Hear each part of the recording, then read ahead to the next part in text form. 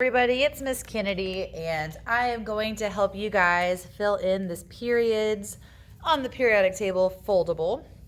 So if I flip it on the other side, I see that I'm asked to fill in a few blanks here. So it says on the periodic table, periods are horizontal. So I'm going to say horizontal. And I know that's not a fancy word, but some of us may prefer maybe an arrow showing me what horizontal is. I'm going to also say horizontal. They can also be called rows. And then it says on the periodic table, circle the period numbers. So we're going to circle the period numbers. So I'm going to zoom in so you can really see. On the left-hand side, I have the numbers 1 through 7. And I know it's kind of hard to read on your paper, just our copy machines don't always like us enough to, oh geez, sorry, my circles are ugly. Don't always like us enough though to make it look pretty.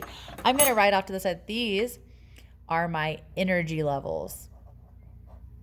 So we've talked about energy levels when we discussed Bohr models, and hopefully we remember that those energy levels are essentially, they're shown as circles. Ignore my thing up there.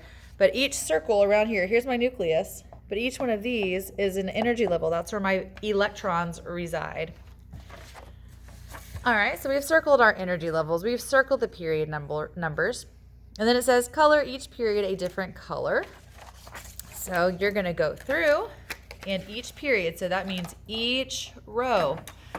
Don't forget that hydrogen and helium are on the same period. They're on the same row. If you had a ruler, you could see they're horizontal. They're on the same plane as each other. Also, my two lithium and beryllium are also on the same period as boron, carbon, nitrogen, oxygen, fluorine, and neon. They're all on the same level. All right, so I did some fancy trickery there of quick coloring.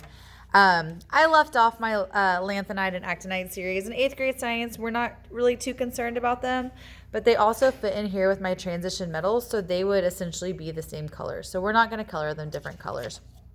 All right, now on the back side, it says here, the atoms in each period have the same number of, okay, and that's what I wrote off to the side already. So they have the same number of energy levels.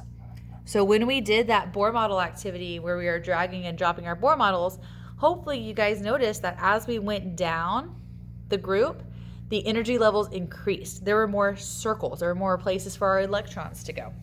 So the energy levels increased. So for example, period 1 elements have 1 energy level. I'm going to underline the number 1. So that would be my hydrogen and helium. They have 1 energy level. Period 2 elements have 2 energy levels. So that would be my lithium, beryllium, boron, carbon, nitrogen, oxygen, fluorine, and neon. Period 3, oh, here we go. Tough one, guys. How many energy levels? 3 energy levels. So again, we talked about organization of the periodic table, and this is just one of several ways that it's kind of organized. So my energy levels increase as I go down each period. You were told to make a rule. So you can say elements in the same period have the same amount of energy levels. And it says, as you move from left to right across a period, the blank blank increases by 1. That's my atomic number. And I'm going to go back to the activity we did where we dragged and dropped those Bohr numbers, or those Bohr models, and we saw that the number of electrons increased as we went from left to right. Remember, Ape Man, our atomic number is the same as the electron number in 8th grade science. So that essentially was showing you the atomic number. Then it says the blank blank also increases. So there were students who right away, they're like, I'm going to look at that mass number. They're like, I'm going to look at the mass and I'm going to arrange them by mass, which was a great idea and great thought. But it's more accurate to arrange them by our proton number, which is the atomic number. But yeah, but that mass is also increasing. So we see increases as we move from left to right and from top to bottom.